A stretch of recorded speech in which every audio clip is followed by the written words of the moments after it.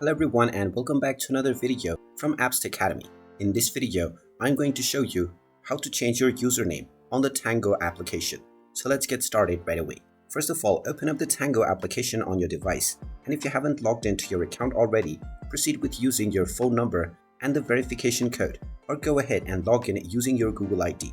Once you are logged in, you will be taken into the home page, from which if you wish to change your username, tap on the account icon at the top left corner. Once you tap on this, you will see your username underneath My Account. Go ahead and tap on your username and tap on the edit icon at the top right corner. You will now be taken into your profile edit menu, from which you will be allowed to edit your name as well as your display image. Just tap on your name and enter whichever your preferred username is, and then tap on the tick mark at the top right corner. Once you do this, your username will be updated right away, and this will be shown into your profile as well.